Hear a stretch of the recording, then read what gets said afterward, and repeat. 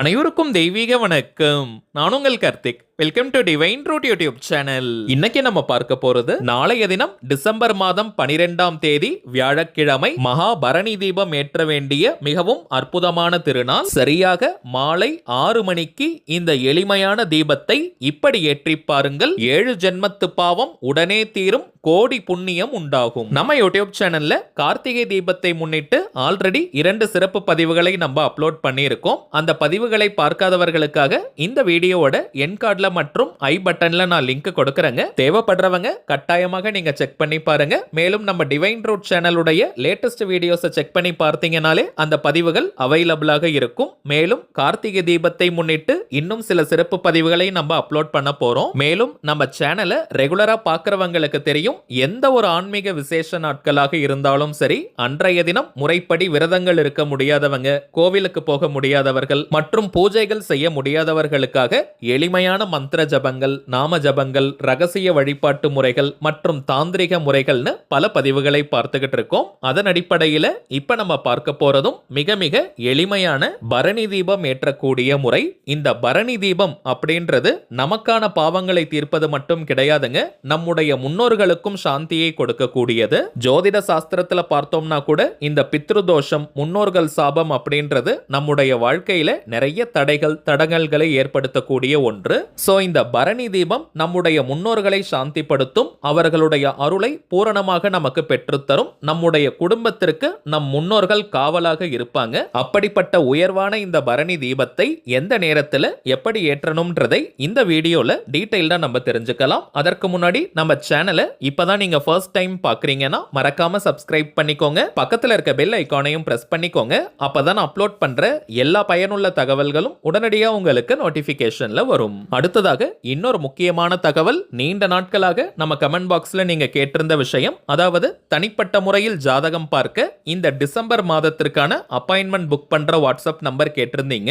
கடந்த சில நாட்களாக நம்ம சேனல்ல வர வீடியோஸ்ல இப்ப நம்ம டிஸ்பிளேல தெரியும் இந்த வாட்ஸ்அப் நம்பரை கொடுத்துக்கிட்டு இருக்கோம். நிறைய பேர் நீங்க புக் பண்ணியிருக்கிறதுனால டிசம்பர் மாதம் 23ஆம் தேதி வரைக்கும் இப்ப அப்பாயின்மெண்ட் டேட்ஸ் நமக்கு ஃபுல்லா இருக்குங்க. சோ இதற்கு மேல புக் பண்ண போறவங்க டிசம்பர் 24ஆம் தேதி முதல் டிசம்பர் 31ஆம் தேதி வரை இருக்கும் இந்த இடைப்பட்ட நாட்களுக்கு நீங்க புக் பண்ணிக்கலாம். தனிப்பட்ட முறையில் ஜாதகம் பார்க்க அப்பாயின்மெண்ட் வேணும்னு நினைக்கிறவங்க இப்ப நம்ம டிஸ்பிளேல தெரியும் இந்த வாட்ஸ்அப் நம்பருக்கு உங்க வாட்ஸ்அப்ல இருந்து ஒரு மெசேஜ் மட்டும் நீங்க அனுப்பினாலே போதும். உங்களுக்கு தேவையான முதல் கட்ட தகவல்களை நம்ம டீம்ல இருக்கிறவங்க ரொம்ப கிளியரா கொடுத்துருவாங்க. ஒன்ஸ் அப்பாயின்மெண்ட் டேட் மற்றும் டைம் ஃபிக்ஸ் பண்ணதற்கு பிறகு அந்த நேரத்துல நான் உங்களுக்கு ஃபோன் கால் பண்ணி ஜாதகத்தை பார்த்து பலன்களை சொல்லிடுவேங்க. ஜாதக கட்டத்தை பார்த்து பலன்களை இலவசமாக சொல்லக்கூடாதுங்க, அதற்கு பலிதம் இருக்காது. சோ தனிப்பட்ட முறையில் ஜாதகம் பார்க்க கட்டணம், சார்ஜஸ் இருக்குங்க. சில பேர் நீங்க உங்ககிட்ட ஜாதகம் இல்லைன்னு சொல்றீங்க. அப்படிப்பட்டவங்க உங்களுடைய date of birth, time of birth மற்றும் பிளேஸ் ஆஃப் பர்த் இந்த 3 தகவல்களை மட்டும் கொடுத்தாலே போதும். ஜாதகத்தை கணித்து துல்லியமாக நம்மால் பலன்களை சொல்ல முடியும். இன்னும் சில பேர் நம்ம மெசேஜ்ல கேட்கக்கூடிய ஒரு பொதுவான கேள்வி, எவ்வளவு நேரம் நீங்க பேசுவீங்கன்னு கேட்கிறாங்க. இதற்கு ஒரு டைம் லிமிட்லாம் கிடையாதுங்க. முதலாவதாக ஜாதக கட்டத்தை பார்த்து ஜனன கால ஜாதக பலன்களை நம்ம சொல்லுவோம். அடுத்ததாக கோச்சார பலன்கள், அதாவது இப்ப இருக்கக்கூடிய கிரக நிலவரங்களின் அடிப்படையில் என்னென்ன பலன்கள் கிடைக்கும்ன்றத சொல்லுவோம். பிறகு உங்களுக்கு இருக்கக்கூடிய சந்தேகங்கள், கேள்விகளை நீங்க கேட்கலாம்.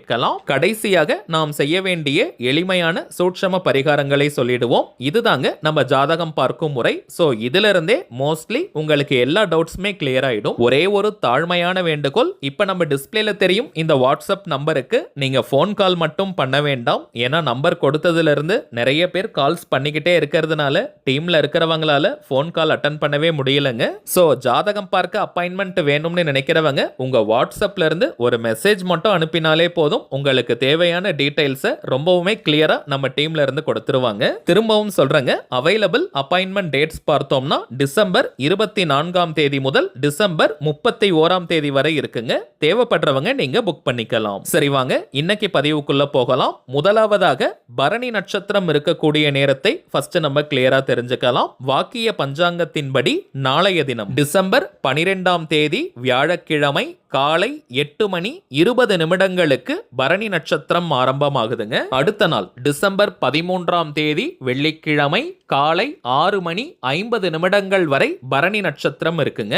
சோ நாளைய தினம் அதாவது டிசம்பர் 12ஆம் தேதி மாலை 6 மணி அளவில் இப்ப நம்ம பார்க்க போகும் இந்த பரணி தீபத்தை நம்ம ஏற்றணும். கரெக்டா 6 மணிக்கு ஏத்த முடியாதவங்க மாலை 6 மணி முதல் இரவு 9 மணிக்குள்ளாவது இந்த பரணி தீபத்தை நீங்க ஏத்திடுங்க.